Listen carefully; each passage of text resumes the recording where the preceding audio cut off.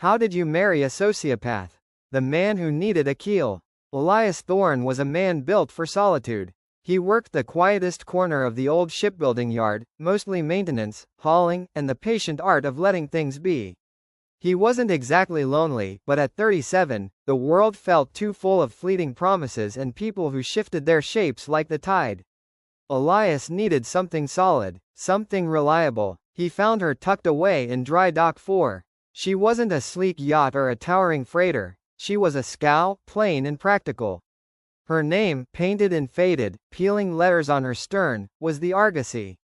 She was all flat deck, blunt bow, and broad, powerful hips. A workhorse designed to move gravel and timber, not inspire poets. But Elias saw nobility in her utility. Her hull was thick oak, scarred by years of hard labor but fundamentally sound.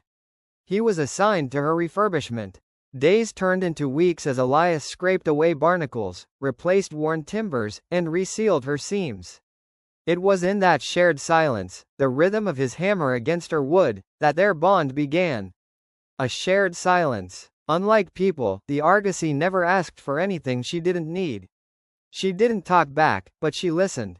When Elias was frustrated by a difficult repair or weighed down by a personal worry, he would sit on her freshly painted deck at dusk and confide in her.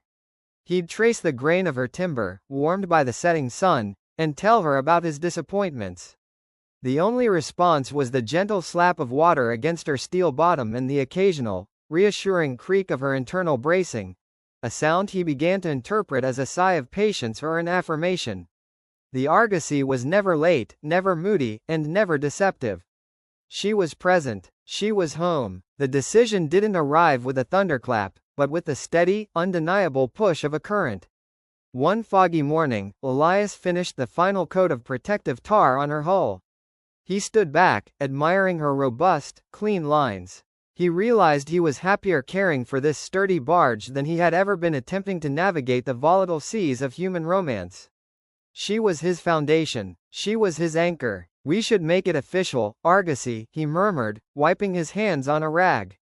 Her hull vibrated faintly as a distant freighter passed, and Elias took it as consent. The ceremony on the wharf. The wedding was, predictably, unconventional. Elias had to work around a flurry of bureaucratic confusion, eventually settling on a commitment and deed transfer ceremony, officiated by a retired maritime lawyer with a deep, dramatic appreciation for the absurd.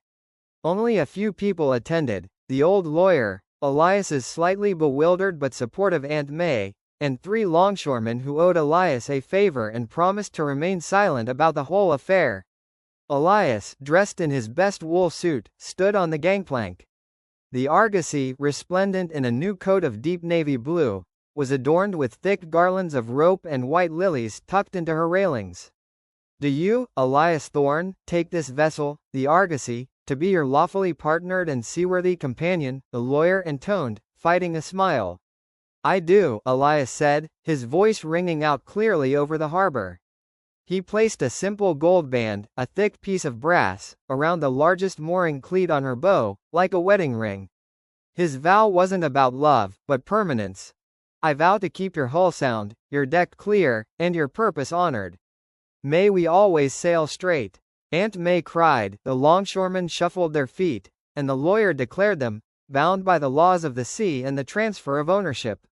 A life built on solid ground. Elias never put the Argosy back into heavy cargo service.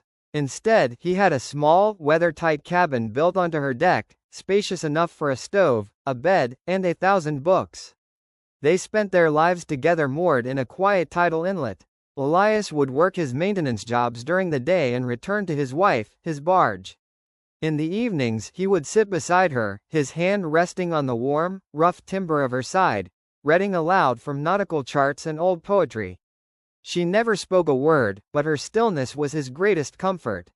She was dependable, always there, weathering every storm with the same quiet stoicism. Elias had sought a solid foundation in the shifting world, and in the Argosy, he finally found a marriage built on the strongest of keels.